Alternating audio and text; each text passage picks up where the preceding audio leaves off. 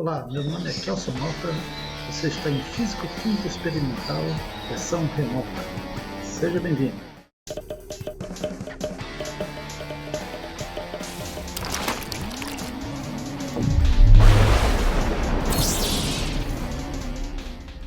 Olá, bem-vindos à nossa primeira aula de Físico-Química Experimental, versão remota. Naturalmente que não é exatamente como nós fazemos no dia a dia, que é para o laboratório, mas nós vamos ver nessa aula os fundamentos experimentais da determinação do equivalente em água de um calorímetro. Esse vai ser o nosso experimento 1, e nesse experimento nós vamos ter uma rápida visão da teoria, vamos mostrar os procedimentos e no final vamos dar dados obtidos em laboratório para que vocês possam efetuar os cálculos devidos. Muito bem.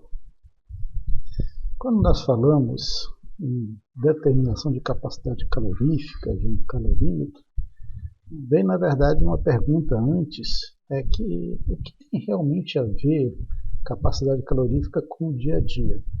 Bem, corpos diferentes se aquecem em taxas diferentes com a mesma quantidade de calor. Isso é uma regra básica de calorimetria. Isso quer dizer o seguinte: se você tem corpos diferentes, materiais diferentes, aqui você tem areia, água, uma pepita de prata, álcool etílico puro ou vidro, se você fornecer a mesma quantidade de calor para cada um desses materiais, eles não vão se aquecer da mesma forma, eles não vão aumentar a sua temperatura com a mesma uniformidade. Por quê? Porque corpos diferentes, que têm composições diferentes, eles absorvem o calor com uma taxa diferenciada. Isso depende de quanto o corpo pode obter, pode armazenar essa capacidade de calor. E é isso que nós chamamos de capacidade calorífica. Para vocês terem uma ideia desses materiais, qual deles talvez teria maior capacidade de armazenar calor sem variar tanto a sua temperatura? Essa é basicamente a definição de capacidade calorífica. Um corpo recebe calor, claro, ele esquenta, isso vai fazer com que sua temperatura aumente, mas corpos com maior capacidade calorífica podem reter maior quantidade de calor sem variar tanto a sua temperatura. E desses que estão em tela, qual teria maior capacidade? Bem, aí você teria que ver a capacidade calorífica para uma mesma quantidade de massa de todos esses materiais. E, claro, a água é que vai ter a maior capacidade calorífica, considerando a mesma quantidade de massa, vamos dizer, 1 grama de cada uma das substâncias, que seria álcool. E vejam que a diferença é razoavelmente grande. Primeiro, a água consegue aumentar basicamente 1 grau, quando ele recebe 1 caloria por grama. E aqui você já vai ter, por exemplo, metal aqui, prata. Para cada 0,056 calorias, ele consegue aumentar 1 grau, uma mesma quantidade de massa em relação à água, vamos considerar aqui 1 grama. Então você pode ver que a diferença de capacidade é muito grande. Se você der a mesma quantidade de calor para a água e para a prata vai ter um aumento da sua temperatura muito mais rápido que a água. Por quê? Porque a sua capacidade calorífica é muito pequena. Depois da água você tem o álcool, que tem uma capacidade calorífica razoável, comparado, por exemplo, à prata, mas bem maior do que a areia, bem maior ainda do que o vidro. Então, desses materiais aqui, o que reteria a menor quantidade de calor, ou melhor dizendo, teria maior variação de temperatura para uma mesma quantidade de calor, seria justamente a prata, metal, que é algo que nós consideramos. Não? Ou seja, mesmo que você dê a mesma quantidade de calor, com a mesma quantidade de massa para materiais diferentes, a sua temperatura vai variar em taxas diferentes. Quanto maior a capacidade de material, maior a sua capacidade de absorver calor, sem que isso se traduza no aumento da variação de temperatura. Mas não é só em relação à composição, gente, do material. Mesmo em condições em que um determinado sistema ou substância está submetido, essas condições vão influenciar a sua taxa de aquecimento ao longo do tempo. E isso já é uma característica da físico-química, especificamente. Você pode ter um desses materiais em condições de sistemas diferenciados, por exemplo, a volume constante, a pressão constante, e essas condições externas vão influenciar também na sua capacidade calorífica. E é justamente isso que nós vamos fazer nessa nossa experiência de hoje.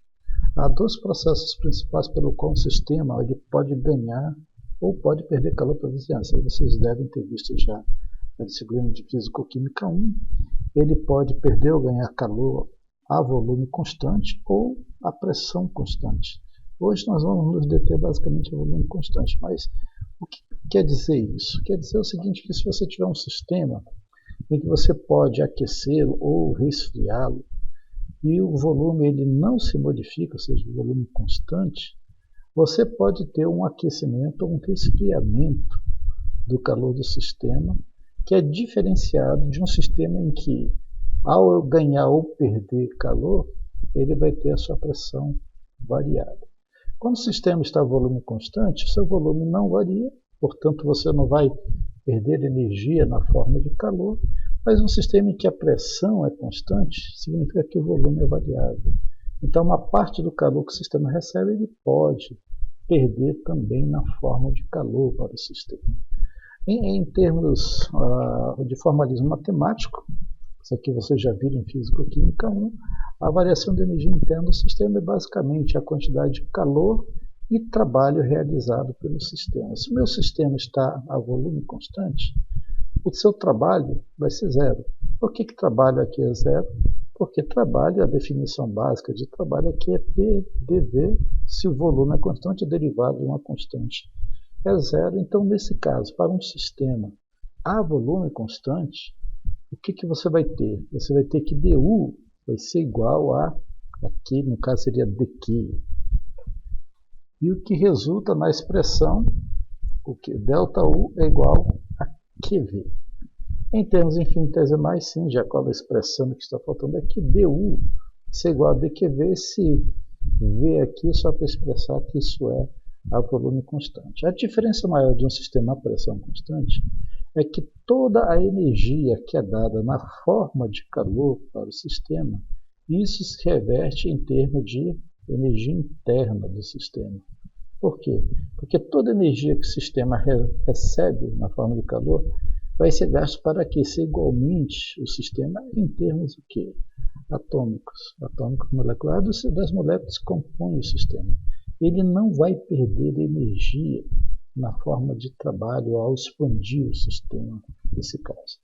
Então, você vai ter uma variação de calor, de temperatura diferente de um sistema a pressão constante. Se a gente fosse comparar rapidamente os dois, um sistema a pressão constante ele aqueceria muito mais devagar que um sistema a volume constante. Por quê? Porque ao ganhar calor da vizinhança, uma parte do calor é transformada em energia interna no sistema, outra parte já é gasta em trabalho e retorna à vizinhança na forma de trabalho. Então, a energia aqui já é perdida em parte para a vizinhança, portanto, o sistema aquece mais devagar. A volume constante, você não tem uma perda na forma de calor, ou seja, a parte da energia não volta para a vizinhança na forma de calor, e ele é gasto integralmente para o quê? Aquecer o sistema, no caso, em termos de energia interna do nosso sistema. Muito bem. Quando nós estamos falando sempre em troca de calor a volume constante, temos que lembrar que a volume constante, a quantidade de energia recebida na forma de calor, ela é traduzida em a energia interna do teu sistema. Então, o calor, a medida de calor, é a medida de ΔU. Se você puder fazer uma experiência que você possa medir a quantidade de calor ali no teu sistema, você vai poder medir a variação da energia interna do teu sistema. Então, como é que eu posso medir esse calor? Em volume constante, você mede isso aqui facilmente por um calorímetro. Isso aqui é um calorímetro de mesa completo, provavelmente já com uma câmara de combustão dentro. Nesse calorímetro você tem um sistema fechado, com o maior isolamento possível em termos de calor, e ele mantém o seu volume constante, mesmo com variações razoáveis de temperatura dentro. Um calorímetro desse, basicamente, ele tem uma câmara interna, que seria isso daqui. Essa câmara pode ser uma câmara de reação. Ele é preenchido externamente com água. Você tem um termômetro, você tem um agitador. E você pode, inclusive, se você for, por exemplo, fazer reação de combustão, você pode ter uma linha aqui de injeção de oxigênio. Tudo que acontece aqui dentro da câmara interna do calorímetro se reverte em termos de calor para o sistema externo, que é a água. E aí você vai ter uma variação de temperatura que é medida aqui pelo termômetro.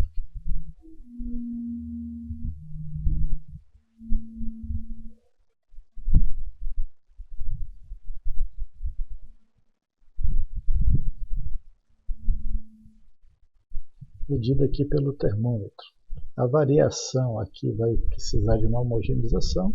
Então, se você tem algum sistema na bomba calorimétrica que vai produzir calor, esse calor vai o quê? Aumentar a temperatura da água. Como a capacidade calórica da água é conhecida, você pode fazer uma inferência direta de quanto calor está sendo liberado num determinado sistema. Basicamente é isso. No calorímetro tem versões muito mais fáceis, daqui a pouco eu mostro um pouquinho. Mas o que é interessante no calorímetro é que a variação de temperatura observada é sempre proporcional ao calor cedido ou absorvido ali do sistema do calorímetro. Quanto maior o calor, maior, é claro, a variação de temperatura. Só que isso aqui é uma proporcionalidade, não é uma igualdade, mas você pode transformar essa proporcionalidade em uma igualdade facilmente, acrescentando uma constante de proporcionalidade. Essa constante de proporcionalidade é a constante do calorímetro. E ele vai nos dar basicamente a capacidade calorífica do calorímetro, ou seja, o quanto esse calorímetro ele tem uma variação de temperatura com uma determinada quantidade de calor que lhe é cedido. Bem, mas aqui nós temos que lembrar o seguinte, lá de termometria básica, né, você pode pegar aquela proporcionalidade, transformar numa igualdade. Então você vai ter que calor é igual a C delta P. Ou seja, se você souber a constante do seu calorímetro, ou quanto esse calorímetro absorve de calor, você pode ter basicamente a taxa de calor que lhe é fornecida para aquele sistema. Se o seu experimento, você conhece o calor, e o calor que é dado ao sistema, você sabe a variação de temperatura que gerou no sistema, que é pelo próprio termômetro, você pode ver, você pode calcular a constante do calorímetro. O bom de você ter a constante do calorímetro é que você sabe quanto de calor aquele calorímetro ele absorve e quanto isso se reverte em termos de variação de temperatura. Quando você tem um calorímetro, em geral, a primeira referência que você tem que fazer é descobrir qual é a constante do calorímetro ou a capacidade calorífica do calorímetro. Porque uma vez de posse disso, você pode fazer outras experiências, pode determinar o calor de combustão por dentro de uma reação, uma vez que você vai ter a variação de temperatura, você já conhece a capacidade calorífica, então você pode saber a taxa de calor que está sendo liberada aqui naquela determinada reação. Então, isso é importante por quê? Porque uma parte do calor que é liberado em determinado, por exemplo, experiência do calorímetro, ela não é revestida direto em temperatura, na variação de temperatura. Uma parte é absorvida pelo calorímetro. Então você precisa saber quanto é absorvido pelo calorímetro. E quanto maior for a absorção de calor, maior vai ser a capacidade calorífica. Ou seja, menor vai ser a variação de temperatura verificada na sua experiência. Vamos relembrar um pouquinho da fisicoquímica 1. O calor ele é proporcional aqui à variação de temperatura, colocando uma constante por proporcionalidade. Você vai ter que dQ igual a C dt. O volume nós estamos considerando para o sistema constante. E aí você pode grafar esse C aqui como CV, ou seja, a capacidade calorífica a volume constante. Então você vai ter uma das definições básicas ali, a da fisicoquímica 1, que dQ é igual a CV dt. Nós já vimos no slide anterior que du é igual a dQv. Como nós estamos fazendo tudo a volume constante, então esse dQ é o calor a volume constante. Quando você combina as duas equações, você vai ter o quê?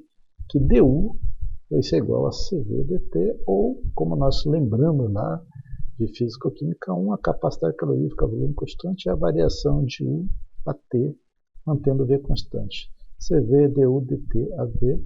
Isso daqui vai nos dar uma das definições básicas da capacidade calórica a volume constante. Esse valor aqui é, na verdade, a tangente, ali um ponto tangente à curva em que você tem U variando com T num sistema mantendo o volume constante. Muito bem. Então, isso aqui é a parte básica que nós temos de Físico-Química 1, que já foi visto por vocês. Mas no laboratório nós temos que determinar o equivalente em água de um calorímetro. Por quê? Porque é possível fazer outras reações nesse calorímetro. Então, todo semestre, quando os alunos vão fazer as experiências, e tem algumas de calorimetria, eles têm que, antes de qualquer coisa, pegar um determinado calorímetro e setar esse calorímetro. Ou seja, eles têm que saber quanto é a constante do calorímetro, a capacidade calorífica do calorímetro. Então, nessa experiência, o objetivo maior é fazer várias vezes o teste aqui da capacidade calorífica do calorímetro e verificar a reprodutibilidade, a determinação experimental do equivalente em água de um calorímetro. Mas o que é equivalente em água do calorímetro? Vamos chegar lá. Então, basicamente, nosso objetivo é calcular várias vezes a capacidade do calorímetro, em termos de calor, capacidade calorífica, ou calcular essa capacidade calorífica em termos do seu equivalente em água. E fazer isso diversas vezes para tentar encontrar ali um padrão, um valor médio e também os erros que vão gerar isso daí. Qual é a finalidade dessa experiência? A finalidade é usar um calorímetro na medida de um calor de uma determinada reação a partir da variação de temperatura observada. É muito difícil determinar diretamente a variação de temperatura. Por quê? Porque o próprio calorímetro ele absorve parte do calor da reação. Por exemplo, uma segunda experiência a gente faz é a determinação do calor de neutralização, de uma reação de neutralização. Em geral, as reações de neutralização são extremamente exotérmicas, liberam bastante calor. E quando você coloca no calorímetro essa reação e tenta medir a variação de temperatura, uma parte da energia é absorvida pelo próprio calorímetro. Então, vai resultar o quê? Não uma variação direta da temperatura, que é diretamente ligada à reação, mas apenas uma variação menor, porque uma parte é absorvida pelo próprio calorímetro. Então, é necessário saber quanto de calor de uma reação é absorvido pelo próprio calorímetro antes de você calcular uma determinada reação. Ou seja, você tem que determinar a capacidade calorífica do calorímetro. O calorímetro simples é esse daqui, inclusive ele tem uma câmerazinha aqui de combustão, mas você pode ter calorímetros caseiros, feitos em casa, muito simples, usando um copo de metal revestido de isopor, um termômetro e simplesmente uma plaquinha aqui de agitação.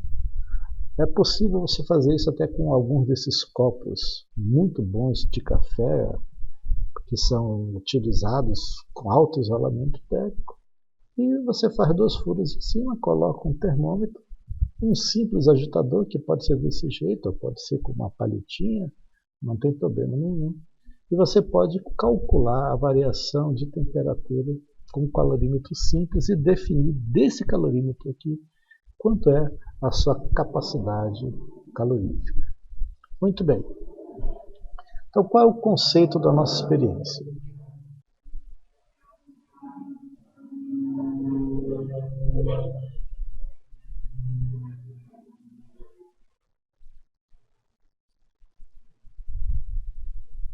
Muito bem.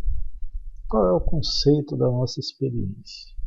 Uma forma, então, de obter a capacidade calorífica de um calorímetro, aqui está aqui um calorímetro bem simples, aqui com um copo de propileno, simples, 2 furos aqui, um agitador, um termômetro, e ainda facilitando para evitar perdas maiores em cima de um copo de Beck, é você medir a variação de temperatura com uma massa conhecida de água pura aquecida. Essa água pura ela está aquecida a uma temperatura, vamos chamar de TQ, que é de quente aqui, e você adiciona essa massa de água conhecida quente no calorímetro e você mede aqui a variação de temperatura e depois você pode adicionar uma outra massa de água conhecida com temperatura mais baixa, TF, e ver a diminuição da temperatura.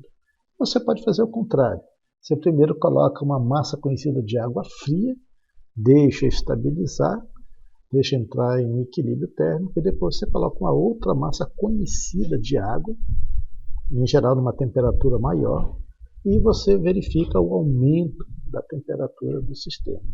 Como é só água que você está inserindo, água fria e depois água quente, e o calor específico da água é conhecido, 1 caloria aqui por grau Celsius, então se você tem uma determinada quantidade de água a uma certa temperatura, você sabe que ela deverá liberar uma determinada quantidade de calor. Se ela não libera essa quantidade que você espera, é porque uma parte foi absorvida pelo calorímetro. Ou seja, a capacidade calorífica é calculada em termos de equivalente de água no calorímetro.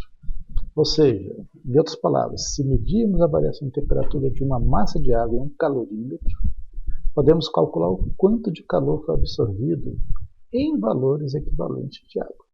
Essa quantidade absorvida é a capacidade calorífica do calorímetro. O problema é que em laboratório você não pode fazer uma única medida para isso. Uma única medida provavelmente pode te dar um erro experimental razoável, então está sujeita a erros na variação de temperatura. É necessário que façamos várias medidas e depois tiremos uma média para se estimar a capacidade calorífica média do teu sistema, do seu calorímetro, e também até verificar a margem de erro. Isso daqui é o que se faz. Uma vez procedendo dessa maneira, você vai ter o quê?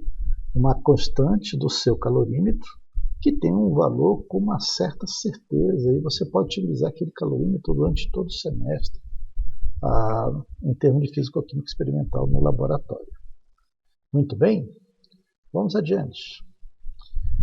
Como é que se faz o procedimento experimental? Em laboratório o procedimento é muito simples. Basicamente, você vai pegar um calorímetro. Esse calorímetro você pode fazê-lo, pode ser um calorímetro já completo, comprado, experimental, mas o que a gente quer é determinar a capacidade calorífica do calorímetro do zero. Então você pega um calorímetro, pode ser um calorímetro simples, daqui a pouco a gente pode mostrar como fazer um calorímetro, e você vai adicionar primeiro nesse calorímetro, destampado naturalmente, 50 ml de água na temperatura ambiente, vai tampar, deixar ali o termômetro, até que o sistema entre em equilíbrio térmico. É muito provável que a temperatura externa da água não seja exatamente a mesma aqui dentro do calorímetro. Então você vai colocar 50 ml, vai deixar entrar em equilíbrio térmico, uma parte do calor, provavelmente, dessa água no ambiente vai ser absorvido pelo calorímetro, e você vai ter uma temperatura TF inicial e uma temperatura TF final. Uma vez que chegou ao equilíbrio, a temperatura de equilíbrio, você pode saber disso como? Usando um termômetro, você vai fazer medições a cada 10 segundos, vai medir a temperatura, deu mais 10 segundos, mede a temperatura, mais 10 segundos. Você pode levar até 3 minutos, você pode deixar um tempo padrão 3 minutos, mas o fato é que quando a temperatura ela não se modificar mais por pelo menos 4, 5 medidas, já entrou em estado de equilíbrio. E aí você adiciona mais 50 ml de água, agora essa água vai estar aquecida, ela tem que estar numa temperatura mais ou menos 10 graus acima da temperatura ambiente, ou seja, a temperatura que você mediu e deixou entrar em equilíbrio térmico com a água fria. Então, se na água fria você verificou que a temperatura é 25 graus Celsius, você vai medir uma quantidade conhecida de água e vai aumentar a sua temperatura, pode usar uma placa de aquecimento, um bico de pulso, e deixá-la a 35 graus, 50 ml exato, mede, joga aqui dentro, fecha a tampa e começa a medir a temperatura. Começa a anotar a temperatura a cada 10 segundos até que o sistema entre a uma temperatura constante. Então, quando você coloca água quente, é claro que vai dar um pico aqui de calor e a temperatura vai aumentar e ela vai chegar no máximo. Chegou no máximo, ela vai esfriando, esfriando até que ela permaneça constante. Você vai fazer isso 2 vezes, repetir essas etapas 2 vezes, ou seja, você vai ter 3 medidas aqui, 50 ml, mais 50 ml, com 10 graus acima da temperatura. E o procedimento B, você vai refazer a mesma coisa, só que agora adicionando 100 ml em cada caso. Aqui era 50, aqui 100, a mesma história. Temperatura ambiente, 100 ml mais 10 graus Celsius. A vantagem é que aqui a gente vai poder ver a variação de volume, se isso vai acarretar variação em termos da capacidade calorífica do seu calorímetro. Lembrando que a capacidade calorífica aqui ela é uma propriedade extensiva, ela pode, de certa forma, ser afetada por quantidade, mas o calorímetro ele tem uma única capacidade calorífica. A água ela pode aumentar isso daí, em termos de volume. E você vai refazer a mesma coisa e, por fim, você vai refazer tudo com 50, 50, 100, 100, só que dessa vez aumentando a temperatura 20 graus Celsius. E aqui você vai verificar se a variação de temperatura pode afetar o valor da sua capacidade calorífica do calorímetro. Não deveria, tá? Não deveria. Então esse é um procedimento experimental simples. É um pouco enfadonho, é um pouco chato, de certa forma, repetitivo, porque é colocar água fria, água quente, medir a temperatura a cada 10 segundos, e você faz isso 3 vezes com 50 ml, 3 vezes com 100 ml, com uma temperatura 10 graus acima, e depois você vai repetir 3 vezes 50 ml, 3 vezes com 100 ml, numa temperatura com 20 graus acima. Esses valores você vai utilizar depois, vai preencher uma tabela e com essa tabela você vai poder plotar um gráfico e chegar a esses valores. Aqui nós vamos ver agora um procedimento experimental que está no canal do professor Frederico Ribeiro. Esse aqui é o endereço no YouTube. É basicamente o que nós fazemos no laboratório. Tem umas pequenas diferenças que eu gostaria que vocês prestassem atenção.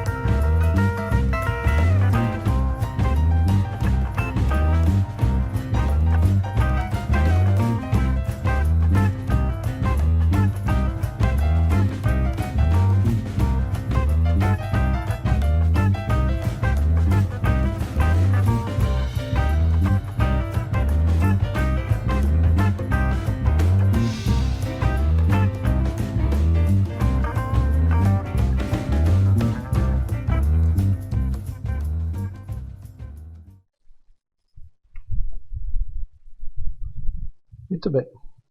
Visto aí o procedimento, se vocês notarem apenas uma pequena diferença, mas de maneira bem simples é isso que nós fazemos no laboratório para calcular o equivalente de água de calorímetro, é medir a quantidade de água quente e fria, deixar entrar no equilíbrio térmico, misturar, ver a variação de temperatura.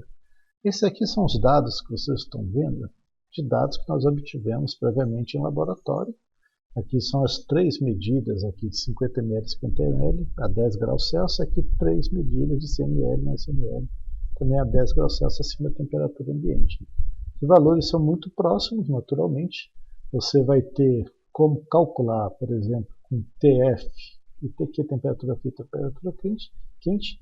Você pode calcular a capacidade do calorímetro aqui, para a primeira medida, para a segunda medida, para a terceira medida.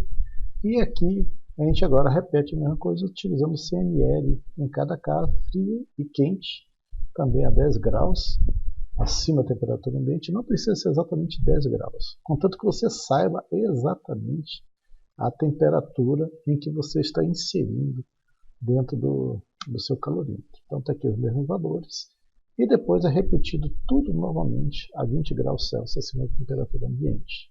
Então você tem aqui 3 medidas, mais 3 medidas, 3, ou seja, você tem 12 medidas aqui que você pode tirar, calcular aqui em cada uma delas a capacidade calorífica, calorímetro, e você tirar a capacidade calorífica média e calcular também o desvio padrão. Então esse vai ser o seu trabalho, pegando esses dados experimentais que será passado para você no Mapuchiro. Você vai ter que promover os cálculos da capacidade calorífica do teu sistema, encontrar o valor médio dessa capacidade calorífica e, claro, calcular o desvio médio padrão do seu calorímetro. Como é que você procede a esses cálculos? Muito bem. Note que você inicialmente tem a água numa temperatura fria e você coloca essa água dentro do seu calorímetro e deixa o calorímetro chegar a uma temperatura de equilíbrio. Naturalmente, deveria ter uma queda aqui. Muitas das vezes, dependendo da temperatura externa, isso aqui é um valor completamente equilibrado, constante. Você pode considerar então a temperatura estacionária aqui como se fosse a própria variação, não tem problema nenhum. E quando a temperatura está ali já no estado de equilíbrio, você coloca a quantidade de água quente e, claro, você tem um pico aqui de temperatura e depois já se tampa ali, deixa esfriar, você vai ter também aqui uma terminação de temperatura, até que chegue ao equilíbrio. Como é que você vai calcular isso daqui? Você vai ter que saber quanto é a variação de temperatura entre a água fria e a água quente. Você não tem uma variação direta aqui. Por quê? Porque você tem, em geral, uma reta inclinada, uma curva inclinada aqui. Então você pode, a partir do valor aqui dessa queda da temperatura quente, passar uma reta.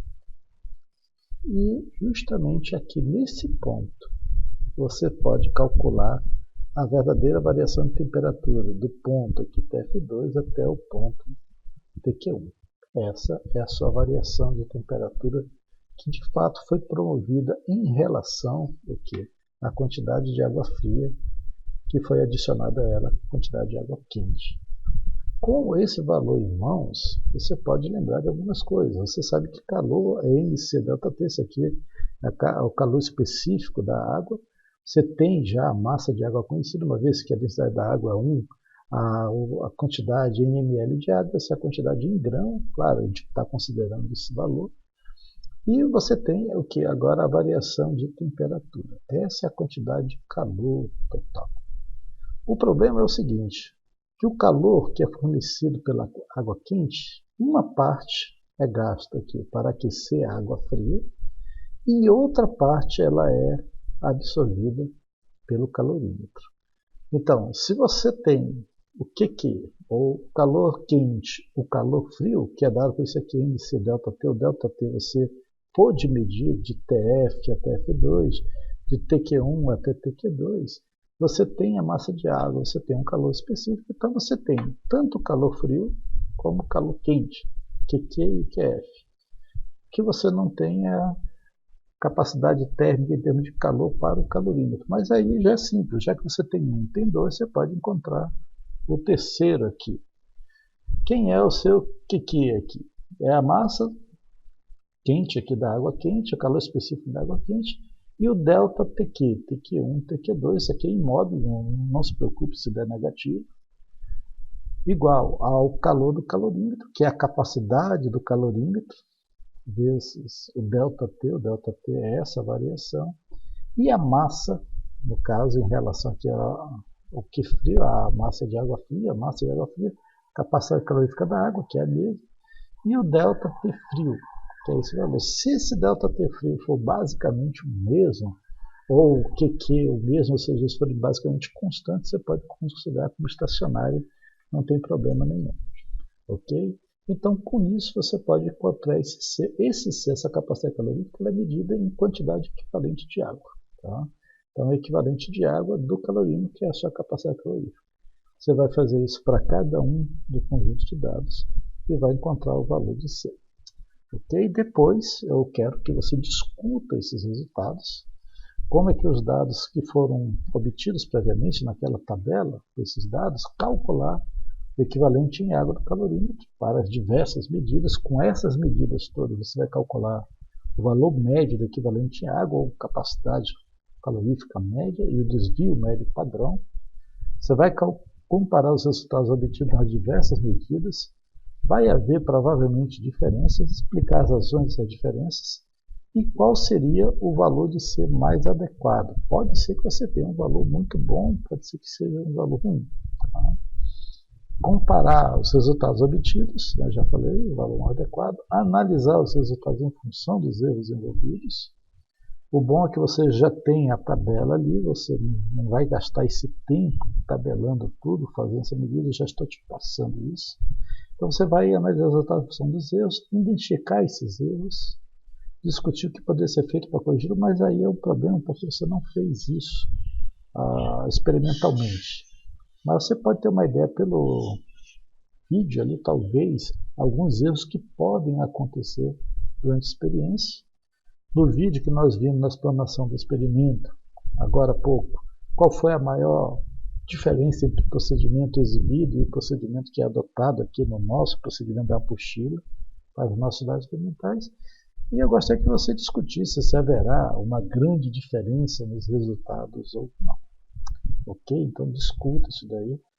Você vai fazer esses resultados, eu quero um relatório disso daqui, relatório bem feitinho, desses resultados com os vários valores que foram tabelados aqui para você. Se você quiser ir além, e isso é algo interessante que nós podemos ver nas próximas aulas, você pode construir um calorímetro caseiro. E o calorímetro caseiro basicamente segue esses passos aqui. Você tem um recipiente de isopor com uma tampa bem ajustada. Você vai inserir aí dentro um recipiente de metal, pode ser um copo de alumínio, pode ser uma latinha de refrigerante. Se houver espaços existentes entre os dois recipientes, você coloca ali algodão, pode colocar alguma fibra sintética, se houver espaço. Na tampa da embalagem, que vai ser uma tampa de isopor, faça 2 furos, um vai ser para o termômetro e o outro para um agitador, uma pequena haste metálica, com uma hélice ou não, e está pronto o seu calorímetro. Aqui do lado eu vou mostrar para vocês um pequeno vídeo sobre como fazer um calorímetro caseiro.